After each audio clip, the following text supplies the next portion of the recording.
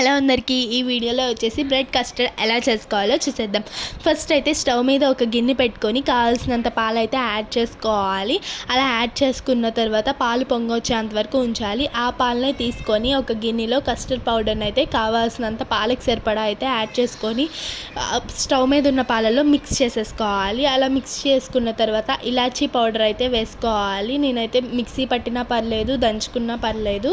నేనైతే దంచాను రోట్లో అయితే. అది వేసేసుకున్నా. అది వేస్తే స్మెల్ వస్తుంది, కొంచెం స్వీట్గా కూడా ఉంటుంది, బాగుంటుంది.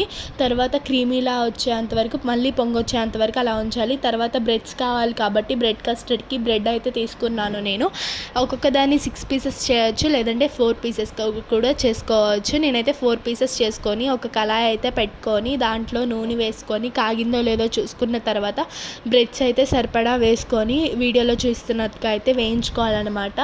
అలా వేయించుకున్న తర్వాత ఒక బౌల్ అయితే తీసుకొని దాంట్లో కొంచెం బ్రెడ్స్ వేసి తర్వాత మిక్స్చర్ వేసుకోవాలి. మనం అది ఇందాక పెట్టుకున్నాం కదా స్టవ్ మీద కస్టర్డ్ అయితే, దాన్ని అయితే అలా ఒక్కొక్క లేయర్గా మిక్స్ చేసుకోవాలి. దాంట్లో అలా లాస్ట్కి అయితే అన్నీ పెట్టేసి దాని మీద వేసేసి కోకో పౌడర్ అయితే వేసేసుకోవాలి.